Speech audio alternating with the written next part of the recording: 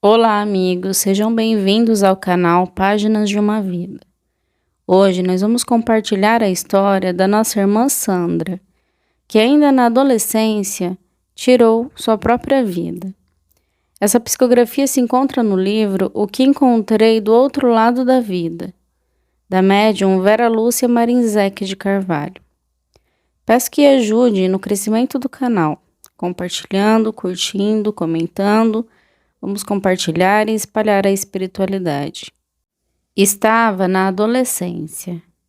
Era completamente insegura, filha mais velha. Tinha uma irmã e um irmão. Meus pais brigavam muito, tornando nossa vida um martírio. Meu pai era grosseiro, mal educado, bebia muito e estava sempre envolvido com mulheres. Minha mãe, na minha opinião, era uma pessoa de caráter fraco. Boba, aguentava tudo. Só sabia xingar, sem ter coragem de tomar uma atitude. O trabalho de meu pai obrigava-nos a mudar sempre de cidade. Estávamos morando havia algum tempo na cidade onde residia a família de minha mãe. Gostava da cidade e do local onde morávamos. Fiz muitas amizades e comecei a namorar um rapaz legal. Sonhava em casar e livrar-me das brigas em casa.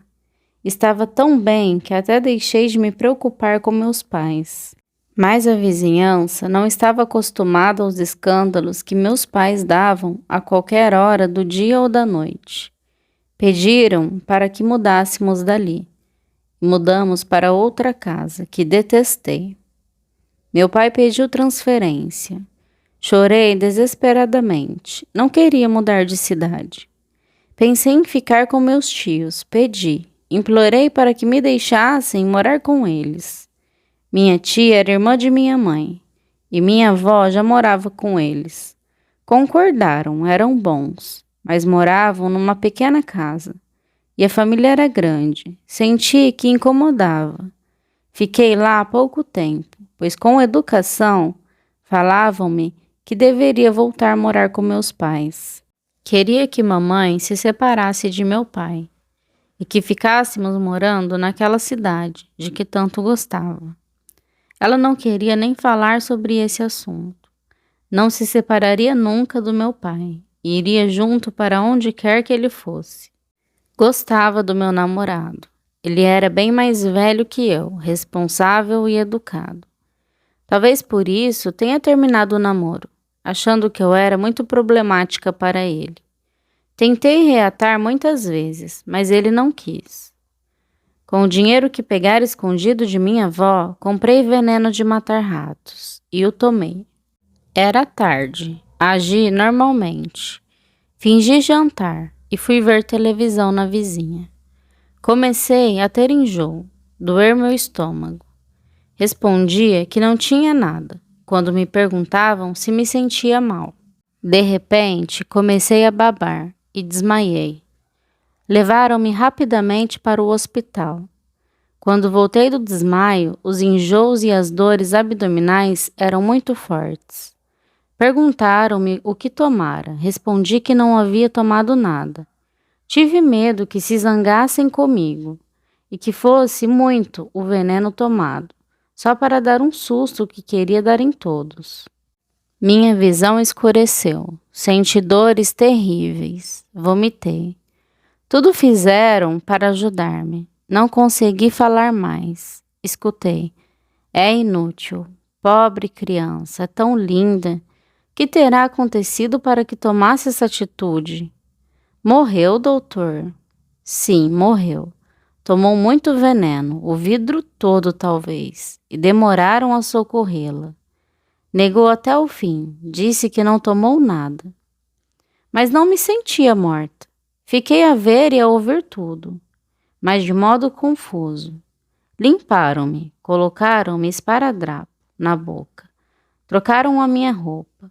Vi que me colocaram num caixão, cheio de flores e velas. Incomodavam-me. Vi e ouvi pessoas, comentários, o choro das amigas e do meu ex-namorado. O desespero de minha mãe, irmãos, tios e avó. Sem conseguir entender o que de fato ocorria, Fiquei desesperada. Fecharam o caixão e fez-se um terrível silêncio, a completa escuridão. Enterraram-me. Nem mesmo sei descrever o horror que senti. Sem ver nada, o frio terrível. Não conseguia me mexer, falar. Tinha dores fortíssimas no abdômen e por todo o corpo. Comecei a sentir bichos a andar sobre mim e a comer o meu corpo. Suas picadas doíam-me, arrancando pedaços de carne apodrecida. Senti horror, desespero, medo e ainda choro ao lembrar desses momentos, tantos anos depois. Não sabia quem pedir auxílio. Fui criada sem seguir religião nenhuma. Aprendi a orar com meus últimos amigos e passei a ir à missa com meu ex-namorado. Desesperada, agoniada, lembrei-me de Nossa Senhora e pedi ajuda a ela. Orei de modo confuso. Escutei uma voz. Filha, arrependa-se do que fez. Que fiz? Indaguei, conseguindo falar. Que fiz? Matou seu corpo. Mentira, estou viva, sofro. Não tomou veneno? Não se lembra do hospital, de você no caixão, do velório? Se morri, não deveria estar no inferno? Acha que existe outro lugar pior do que este em que está? Aqui é horrível. Tem razão, é o inferno. Mas não tive julgamento. Não pude me defender. Chorei desesperada. A pessoa que me falava esperou que parasse. Só fiz isso quando cansei. Falou-me novamente. Sandra, você se suicidou. Arrependa-se, peça perdão. Rogue auxílio ao Pai misericordioso. Então ajudarei você. Não posso pedir a Nossa Senhora? Tenho fé nela. Pode. Comecei a rezar. Novamente, de forma confusa, pedia perdão. Rezava de novo. Estava inquieta, com medo, horror. As picadas eram intensas.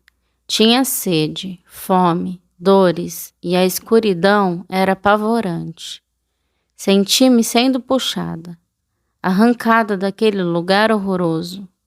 Vi aliviada o dono da voz. A pessoa que me ajudava era um senhor de expressão bondosa. Deitou-me no chão. Fiquei quieta a olhá-lo, agradecida. Limpou-me, passava suas mãos em mim e os bichos iam sumindo. Deu-me água, tomei uns goles e vomitei muito, sentindo-me melhor. Obrigada, eu disse, com dificuldade. Carregou-me no colo como se eu fosse uma criancinha. Levou-me para um abrigo. Lá mesmo, no cemitério. Deu-me água e alimento. Uma senhora ajudou a limpar-me e a trocar minha roupa. Dormi, acordei ainda confusa e aflita, e voltei a dormir. Tinha um sono agitado. Ao acordar novamente, uma senhora contou-me que meu corpo morrera e que ali estava para um socorro, ajuda. Achei tudo estranho. Dias depois, sentindo-me melhor, levantei, andei, e achando que não era vigiada, fugi. Fui para perto de amigos, dos ex-vizinhos. Entendi que realmente meu corpo morrera. Ninguém me via ou ouvia. Sou uma alma penada, exclamei. Fiquei um tempo indo de um lado para o outro, de casa em casa, vagando, ouvindo conversas, passando cada noite num lugar. Vizinhos e amigos lamentavam meu falecimento e rezavam por mim. Meus tios e minha avó sentiram muito, como também meus irmãos. Minha mãe sofria muito. Meu pai nada sentiu. Achava que eu havia morrido por minha vontade e eu que me danasse. Meu ex-namorado sofreu tanto de remorso que até adoeceu. Tive pena dele. Uma das minhas vizinhas, ou ex-vizinhas, um pouco mais velha que eu, pessoa que sempre admirei, ou melhor, invejei, Não de forma maldosa, mas porque achava que possuía tudo o que eu queria ter. Chamou-me a atenção. Essa moça morava só com a mãe. O pai tinha morrido. Vivia em paz. Tinha um namorado bonito e educado. Os dois pareciam felizes. Fiquei perto dela. E interessante, ela me via e respondia quando eu lhe falava. Contente por ter alguém com quem conversar, resolvi ficar com ela, morar em sua casa. Minha amiga, porém, começou a inquietar-se. Disse que ia se benzer. Fui junto. Não conhecia o local onde fomos, porém fomos bem tratadas. Com carinho, tiraram-me de perto dela e levaram-me para outro cômodo, bonito, confortável, onde adormeci. Essa vizinha era médium.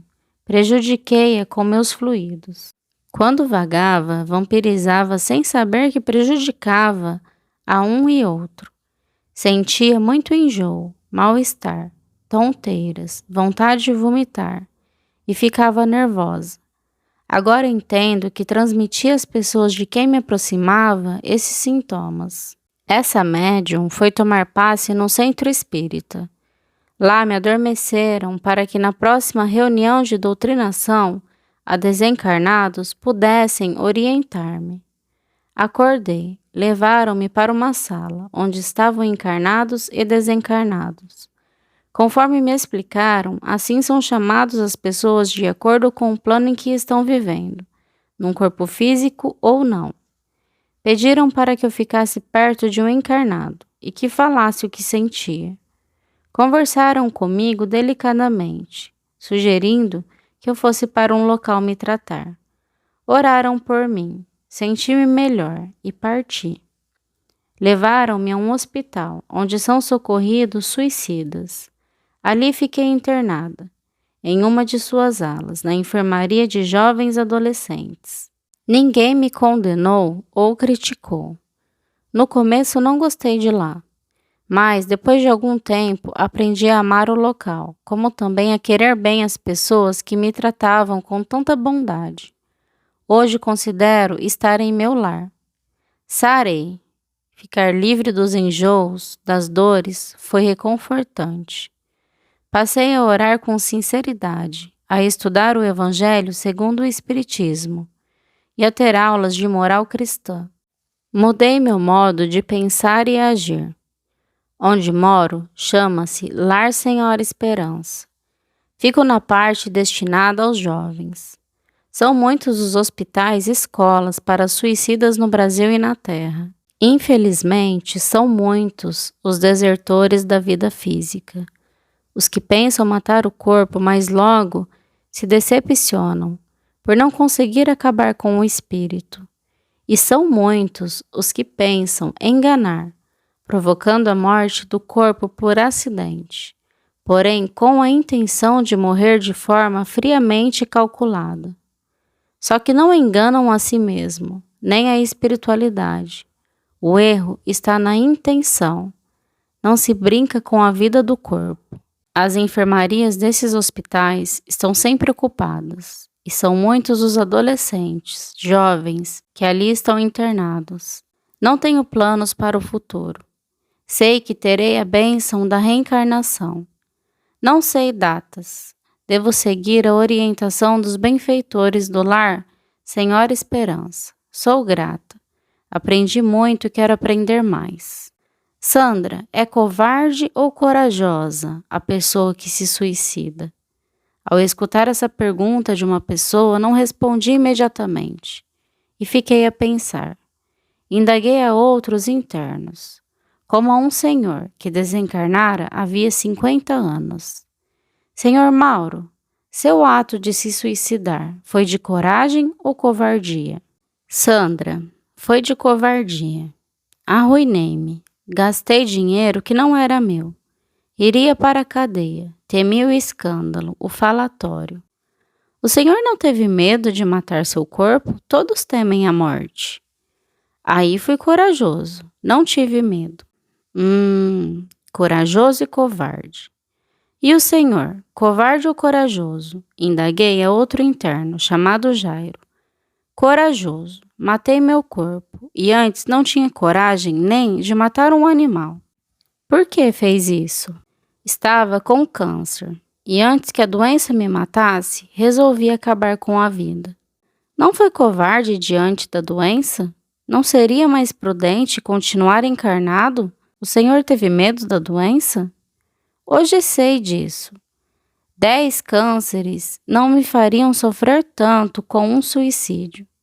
Se antes achava que era corajoso, hoje me sinto covarde e egoísta. E você, Marília, por que se matou? Matei o corpo sem dar valor ao precioso veículo que o Pai me dera, para meu crescimento espiritual. Fui tremendamente covarde e egoísta. Grávida, abandonada pelo pai do meu filho, temi as consequências de ser mãe solteira e suicidei-me. Nada fiz de corajoso, mas sim um ato de covardia. Não pensei no sofrimento que daria aos meus pais, pensei somente em mim, na minha dor. Não teve medo na hora que matou seu corpo físico? Não, temi depois. Se o sofrimento que sente o suicida após a morte do corpo fosse mais divulgado e a ele fosse dado crédito, isso daria medo aos corajosos, que não temem matar o próprio corpo. E aos covardes que pensam fugir de seus problemas, coragem para continuar vivendo encarnados. Nós, os suicidas, matamos o corpo que não é nosso, mas é emprestado pela natureza. Depois de muito pensar, acho que não são covardes nem corajosos, porém tremendamente egoístas. São muitos os motivos que levam as pessoas a cometer o suicídio. Alguns sérios, mas nenhum justificável. Não existe justificativa alguma. Sofrimentos encarnados são passageiros. Dores, angústias, desilusões amorosas, traições, perda de entes queridos ou de bens materiais, solidão, medo são lições a superar. E muitos suicidas nem causas certas têm. Resolvem fazer e pronto, como se não tivessem de dar satisfação de seu ato, nem mesmo a própria consciência. Num grande egoísmo, por não terem os acontecimentos como querem e desejam, sentem insatisfação e pensam em acabar com tudo, matando-se. Não pensam em ninguém, no sofrimento que podem causar a outras pessoas. Às vezes, deseja a si mesmo que os outros sofram. Isso é egoísmo.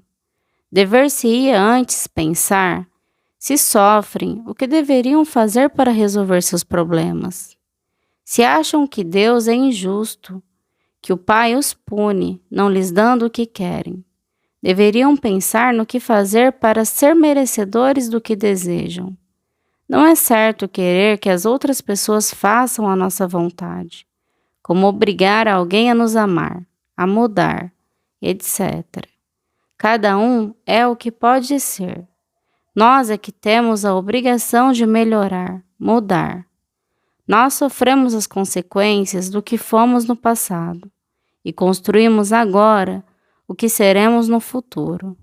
É esse o entendimento que devemos ter, principalmente os que têm tendência ao suicídio. Muitas pessoas sofrem igualmente, ou até mais, e suportam tudo. Devemos todos aceitar as dificuldades e sofrer com resignação. Eu não pensei realmente em matar meu corpo. São muitos os que agem como agi. Fazem pensando em fazer os outros sofrer, para se vingar, para pirraçar ou para assustar os outros. Ninguém sofreu mais que eu. Tomei o veneno pensando que somente passaria mal. Iria para o hospital e todos ficariam com dó de mim e iriam fazer o que eu queria. Como minha mãe não mudando de cidade, largando meu pai, e meu pai endireitaria. Meu ex-namorado voltaria para mim, casaríamos, etc. Não julguei o veneno tão forte. Comecei a sentir-me mal, mas esperei, porém o veneno era realmente forte e não deu para me socorrerem. Nada do que planejei aconteceu. Desencarnei e os problemas continuaram. Não poderia nunca forçar as pessoas a fazer o que me era conveniente, nem meus tios e avós, que gostavam tanto de mim e sentiram meu desencarne. Para eles, eu deveria ficar com meus pais. A casa era pequena e eu incomodava-os com minhas reclamações e revolta. Com meu suicídio, acharam que estavam certos. Deveria mesmo morar com meus pais.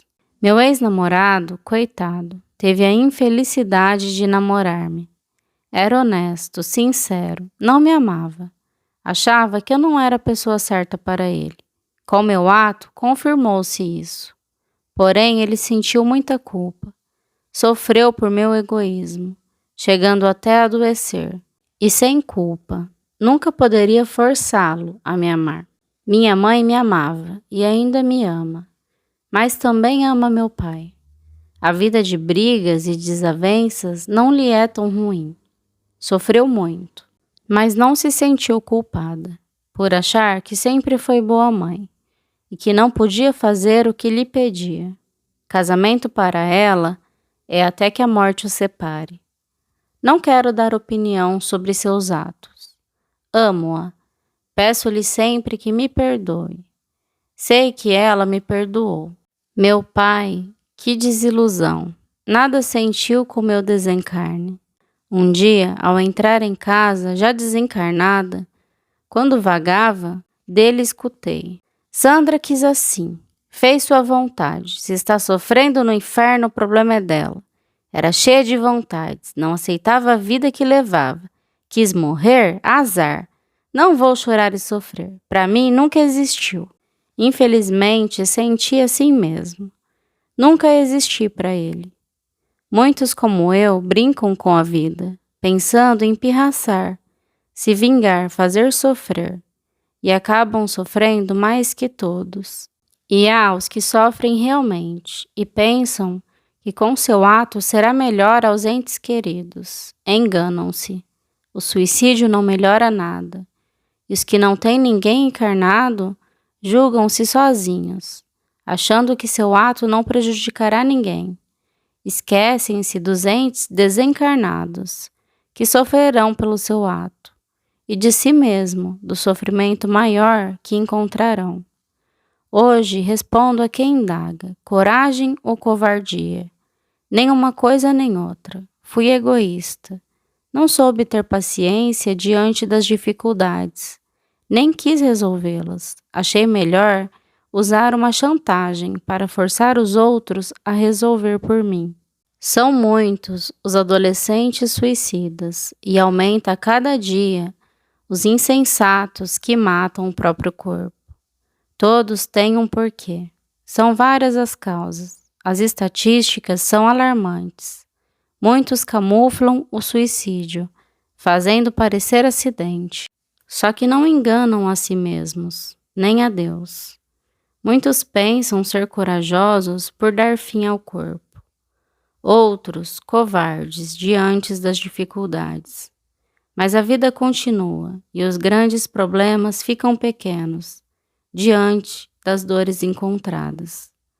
Penso, como também pensam os muitos internos do lar sem hora esperança, o que acontece é falta de religião, não da forma externa, mas sim da compreensão religiosa, do esclarecimento sem pieguismo, da religião que educa, faz entender a vida encarnada e desencarnada, principalmente os sofrimentos e o porquê deles, de sentir Deus no coração, ter fé no que entende, raciocinar, compreender para ter confiança em Deus.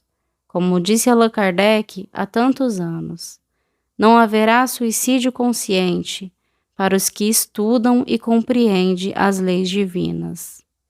Principalmente nós, que desencarnamos jovens, achamos que os problemas seriam bem mais compreendidos e aceitos se tivéssemos seguidos uma religião que nos fizesse entender a vida, que nos levasse a orar com fé e confiança, que nos levasse a crer na vida futura, na continuação da vida após a morte do corpo. Porque somos eternos. Mata-se o corpo para continuar mais vivo que antes. Do corpo, temos o dever de cuidar com toda atenção e carinho. Do espírito, a necessidade de receber orientação, estudo, para progredir sempre. Da religião, o equilíbrio, o entendimento para viver no bem, seja como encarnado ou desencarnado. Felizes os que conseguem entender aquilo em que acreditam. O Espiritismo dá a explicação com toda a sabedoria. E que o Espiritismo continue cada vez mais a elucidar a todos, encarnados e desencarnados.